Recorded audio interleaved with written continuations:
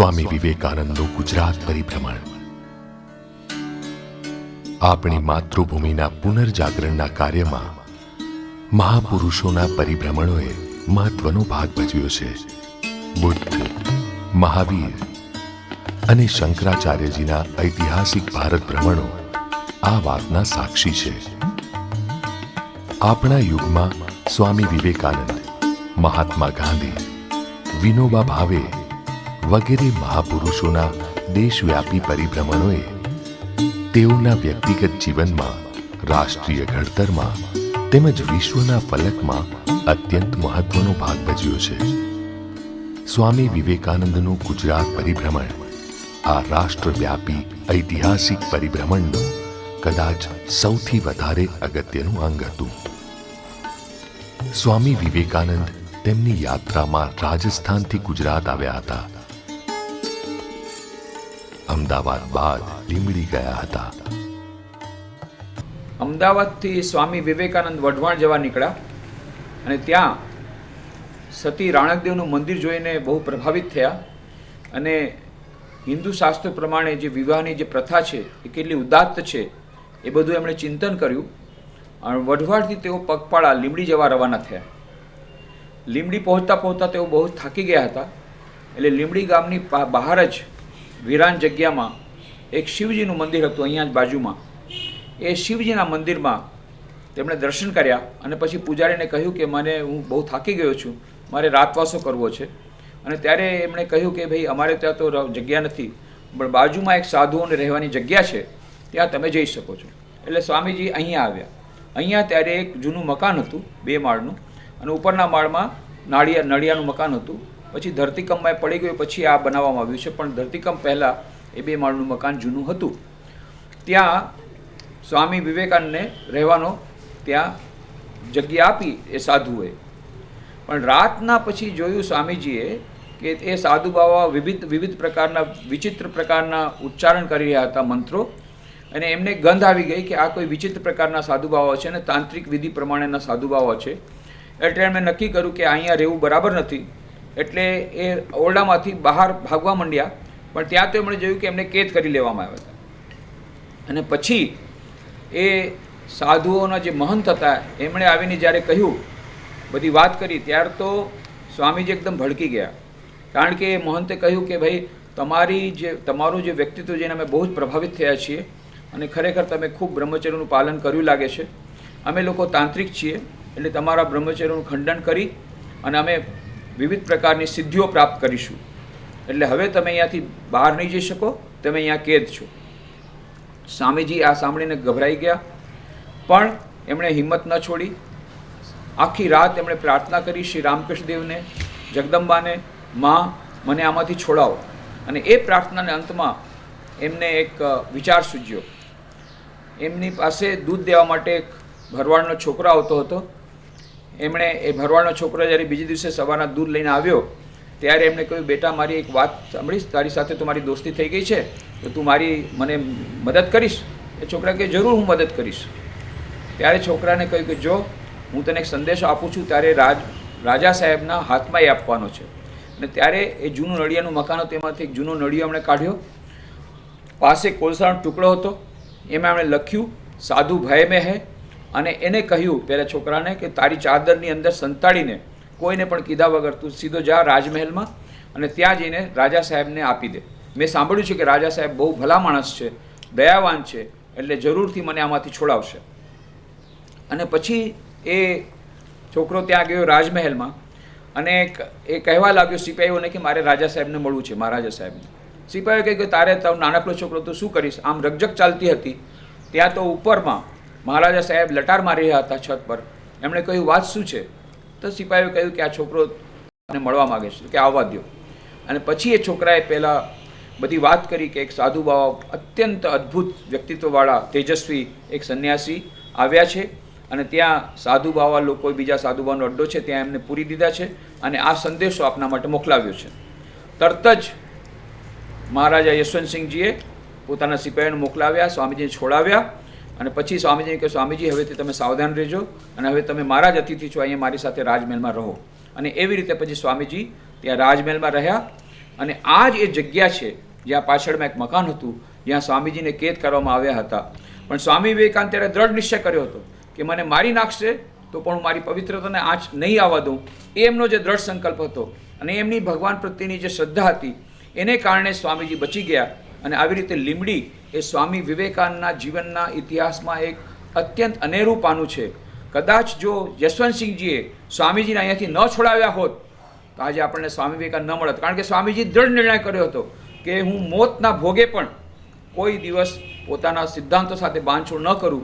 જો આજે યશવંતસિંહજીએ સ્વામીજી ન છોડાવ્યા હોત આપણને સ્વામી વિવેકાનંદ જેવી વિભૂતિને મળત વિશ્વમાં. પછી જ્યારે સ્વામીજી ત્યાં રાજમહેલમાં રહેતા હતા ત્યારે ત્યાં નાનકડું મંદિર હતું, એના પૂજારી હતા બૈજનાથ ભટ્ટ. એમની સાથે પણ સ્વામીજીનો શાસ્ત્રાર્થ થયો હતો.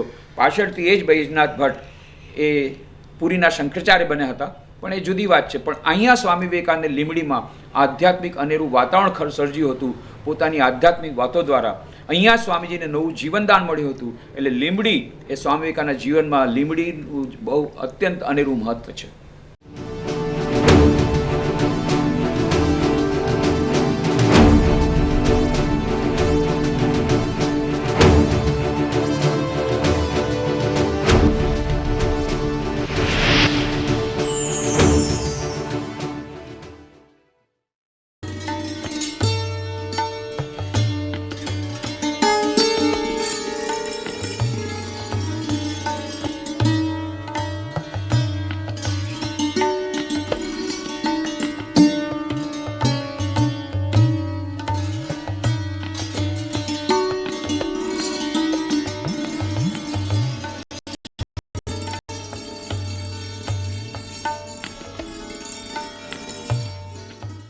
અહીંયા પહેલાં જંગલ હતું અને અહીંયા બાજુમાં તલાવડી હતી અને ગામની આજુબાજુમાં કોઈ વસ્તી નહોતી. મારા પિતાશ્રી પાસેથી, અન્ય વડીલો પાસેથી, આ વિસ્તારમાં જે રહેતા વડીલો પાસેથી મેં સાંભળેલી વાત હું આપને કરી રહ્યો છું કે મારી પાછળ જે આ જગ્યા દેખાય છે ત્યાં સ્વામી વિવેકાનંદજીને કેદ કરેલા હતા અને એ વખતે અહીંયા વામપંથીઓનો અખાડો હતો અને આ અખાડામાં બીજા કોઈ આવી શકતા નહીં. લોકો ડરતા અને ગભરાતા.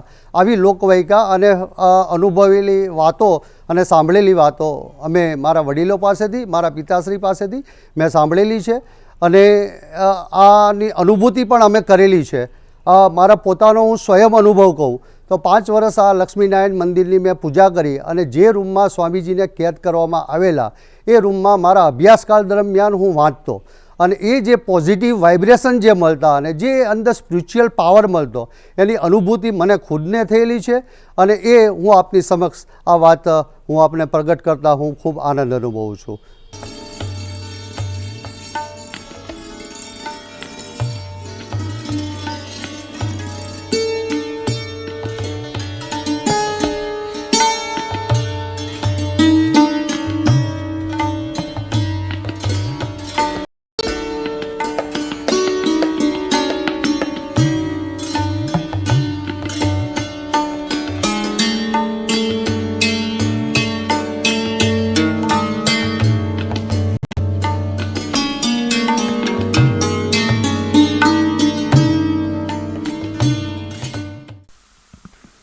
ટાવર બંગલો એ ગામ વચ્ચેનો રાજમહેલ છે અને તે બંધ રહેતો.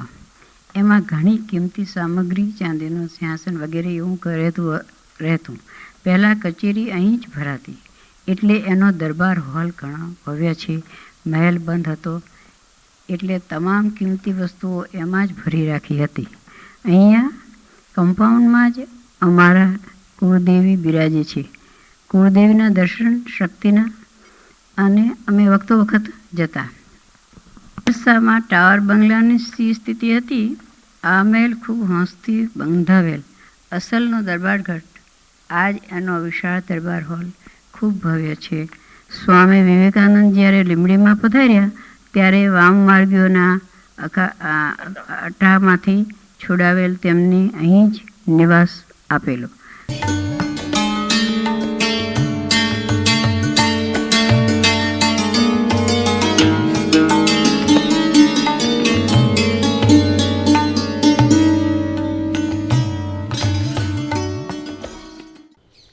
આ એ જ રાજમહેલ છે કે જ્યાં સ્વામી વિવેકાનંદજીને મહારાજા યશવંતસિંહજીએ ઉતારો આપ્યો હતો. આ છે દરબાર હોલ. આ રાજમહેલને ટાવર બંગલો તરીકે ઓળખવામાં આવે છે, કારણ કે અહીંયા બહુ મોટું ટાવર છે અને એ ટાવર એ વિશેષ પ્રકારનો બંગલો એ રાજમહેલ યશવંતસિંહજીએ અમેરિકાના ટાઉન હોલ પરથી પ્રેરણા લઈને બનાવવામાં આવ્યો હતો, એટલા માટે એને ટાવર બંગલો કહેવાય છે. અને આ જ ટાવર બંગલામાં, આ રાજમહેલમાં, જ્યાં અહીંયા દરબાર હોલ છે, ત્યાં સ્વામી વિવેકાનંદજી સાથે યશવંતસિંહજીની ઘણી બધી વાતો થઈ હતી. લગભગ 11 દિવસો સુધી સ્વામીજી અતિથિ રૂપે, યશવંતસિંહજીના અતિથિ રૂપે અહીંયા રહ્યા હતા. યશવંતસિંહજીને રાજર્ષિ પણ કહી શકાય, કારણ કે તેઓ રાજા હોવા છતાં પણ આધ્યાત્મિક વાતોમાં ખૂબ જ રસ ધરાવતા હતા. અને એક બીજી વાત એ હતી કે થોડા જ વખત પૂર્વે એમના નાના ભાઈનું નિધન થયું હતું, એટલે સ્વામી વિવેકાનંદની ઉપસ્થિતિમાં એમને આધ્યાત્મિક પ્રેરણા વધુ ઉદ્દીપન થઈ અને સ્વામીજી સાથે એમણે ઘણી બધી આધ્યાત્મિક ચર્ચાઓ કરી, જે બધી એમણે પોતે નોંધપોથીમાં પણ લખી રાખી. એ યશવંતસિંહજી એક મહાન રાજા હતા કે જે 1876માં પહેલીવાર ઇંગ્લેન્ડ ગયા હતા. જ્યારે ઇંગ્લેન્ડ ગયા હતા ત્યારે તેમના મહારાણીએ એમને ખાસ માન આપ્યું હતું અને કેસીઆઈની પદવી આપી હતી. એના પછી તેઓ જ્યારે અમેરિકા ગયા ત્યારે પ્રેસિડેન્ટ ક્લિવલેન્ડે તેમનું ખાસ સન્માન કર્યું હતું. અને આવી રીતે એ વખતના જમાનામાં બહુ ઓછા મહારાજાઓ હતા કે જેમણે ત્યારે વિદેશની યાત્રા કરી હોય અને ત્યાં વિદેશમાંથી ઘણું બધું મેળવીને અહીંયા લાવ્યા હોય. ખાસ કરીને આ કાઠિયાવાડના એ તો સૌથી પ્રથમ એવા રાજા હતા કે જે આવી રીતે વિદેશમાં ગયા હતા. એમણે સ્વામી વિવેકાનંદને કહ્યું, સ્વામીજી, તમારું સનાતન ધર્મનું આટલું અગાધ જ્ઞાન છે, એટલે તમારે વિદેશ જવું જોઈએ. સ્વામી વિવેકાનંદને વિદેશ જવાની પ્રેરણા ઘણા બધા મહારાજાઓ આપી હતી, પણ સૌથી પહેલાં મહારાજા જેમણે સ્વામી વિવેકાનંદને વિદેશ જવાની પ્રેરણા આપી એ હતા લીંબડીના મહારાજા સર યશવંતસિંહજી. અને એ યશવંતસિંહજીએ અહીંયા સ્વામીજીને ખાસ આતિથ્ય એમનો સત્કાર કર્યો, ઘણા દિવસો સુધી એમની સાથે વાર્તાલાપો કર્યા. એ યશવંતસિંહજી સાથે સ્વામીજીને પણ ઘણી મજા પડી, કારણ કે એ ફક્ત આધ્યાત્મિક પીપાસુ નહોતા, સાથે સાથે એક બહુ જ કુશળ શાસક હતા અને એમણે શિક્ષણ વિશે બહુ જ વધારે ઊંડાણથી ચિંતન કર્યું હતું અને શિક્ષણ વિશેની ઘણી બધી યોજનાઓ અમલમાં મૂકી હતી. અને સ્વામીજીના વિચારોથી તેઓ વધુ પ્રભાવિત થયા અને એ બધી યોજનાઓ એમણે અમલમાં મૂકી. આવી રીતે સ્વામીજી સાથે માત્ર આધ્યાત્મિક વાતો જ નહીં, બીજી ઘણી બધી વાતો સ્વામીજી સાથે થઈ. અને અહીંયા જ એ યશવંતસિંહજીને સ્વામીજી પાસેથી એટલી બધી પ્રેરણા મળી કે એમની પાસેથી એમણે મંત્ર દીક્ષા લીધી. પછી જ્યારે સ્વામીજી અહીંયાથી જવા તૈયાર થયા ત્યારે યશવંતસિંહજી એમને મૂકવા તૈયાર નહોતા. એમણે કહ્યું, તમે અહીંયા જ રહી જાઓ, હું તમારી બધી વ્યવસ્થા કરીશ. પણ સ્વામીજી કહ્યું, નહીં, સાધુ તો ચલતા ભલા ઓર પાણી તો બહેતા ભલા, એટલે કે હું વધારે ન રોકાઈ શકું. ત્યાંથી ગયા. પણ એ યશવંતસિંહજી સાથે યશવંતસિંહજીને એવી બધી અંદરની ઊંડાણની ઈચ્છા હશે કે જ્યારે પાછા સ્વામીજી મહારાષ્ટ્ર ગયા હતા તો ત્યારે મુંબઈથી જ્યારે મહાબળેશ્વર ગયા ત્યાં તેમને ખબર પડી કે યશવંતસિંહજી ત્યાં છે.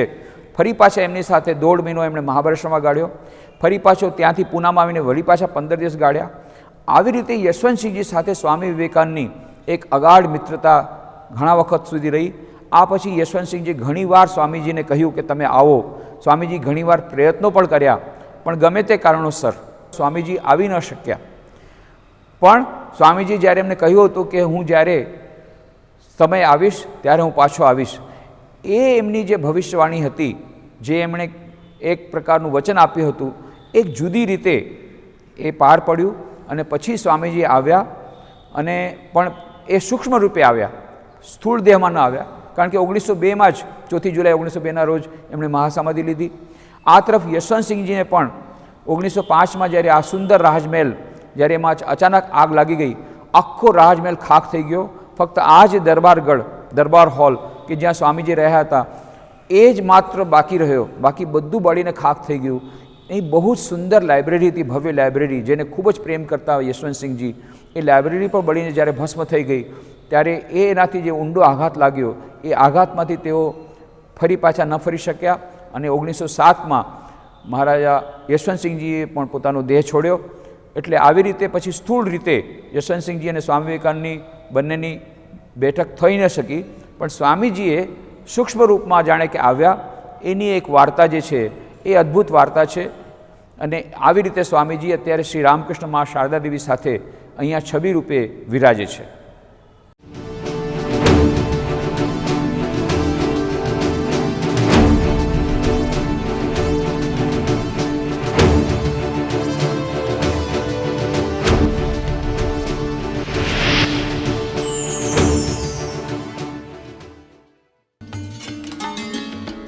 શ્રી રામકૃષ્ણ આશ્રમ રાજકોટ દ્વારા 10 ભાગોમાં પ્રકાશિત સ્વામી વિવેકાનંદ ગ્રંથમાળા, કે જેમાં the complete works of Swami Vivekananda 8 ભાગનો અનુવાદ છે, તેના ઉપોદ્ઘાતમાં ભાગીની નિવેદિતા કહે છે, શાસ્ત્રો, ગુરુ અને માતૃભૂમિ એ છે 3 સૂરો કે જેના સંમિલનથી સ્વામી વિવેકાનંદના ગ્રંથોનું સંગીત તૈયાર થાય છે.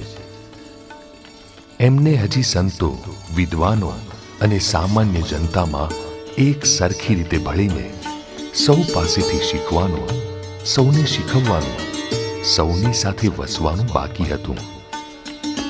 ભારત વર્ષ જેવો હતો અને છે તેવો નજરો નજર નિહાળવાનું અને એ રીતે જે વિરાટનું ટૂંકું અને ઘનીભૂત સંક્ષિપ્ત સ્વરૂપ પોતાના ગુરુના જીવન અને વ્યક્તિત્વમાં પ્રગટ થયું હતું, તે વિશાળ ભારતને તેના સર્વગ્રાહી સ્વરૂપે સમજવા સારું હિમાલયથી માંડીને કન્યાકુમારી સુધી હિંદના ચારેય ખૂણે પ્રવાસ ખેડવાનું બાકી હતું. આમ સ્વામી વિવેકાનંદના ભારત ભ્રમણ અને ગુજરાત ભ્રમણે તેમના જીવન અને ગ્રંથો પર અમિત છાપ મૂકી છે. ઈસવીસન 1886માં ભગવાન શ્રી રામકૃષ્ણ પરમહંસની મહાસમાધિ પછી સ્વામી વિવેકાનંદ અને તેમના ગુરુભાઈઓએ સંન્યાસ દીક્ષા લીધી અને વરાહનગરના ભૂતિયા મકાનમાં રહેવા લાગ્યા. અવારનવાર તેઓ તીર્થ ભ્રમણ માટે નીકળી જતા. પણ સ્વામી વિવેકાનંદના ઐતિહાસિક પરિભ્રમણનો પ્રારંભ થયો જુલાઈ 1890માં, જ્યારે તેઓ શ્રી મા શારદા દેવીના આશીર્વાદ પ્રાપ્ત કરી કલકત્તાથી રવાના થયા. ત્યારે તેમણે દ્રઢ નિશ્ચય કર્યો હતો કે જ્યાં સુધી તેમની પાસે એવી શક્તિ ન આવે કે તેમના સ્પર્શ માત્રથી વ્યક્તિમાં પરિવર્તન આવી જાય, ત્યાં સુધી તેઓ કલકત્તા પાછા નહીં ફરે. અને ફરીવાર તેમણે ફેબ્રુઆરી 1897માં કલકત્તાની ધરતી પર પગ મૂક્યો, ત્યાં સુધીમાં તો તેઓ વિશ્વ વિજયી ધર્મનેતા બની ગયા હતા. જુલાઈ 1890થી 31 મે 1893 જ્યારે તેઓ અમેરિકા જવા રવાના થયા, ત્યાં સુધી તેમણે સમસ્ત ભારતનું પરિભ્રમણ કર્યું. તેમના જીવનના આ તબક્કાએ તેમના વ્યક્તિત્વમાં પરિવર્તન લાવવામાં મહત્વનો ભાગ ભજવ્યો અને સમસ્ત વિશ્વના કલ્યાણાર્થે રાષ્ટ્રના નવનિર્માણના કાર્ય માટે તેમને તૈયાર કર્યા.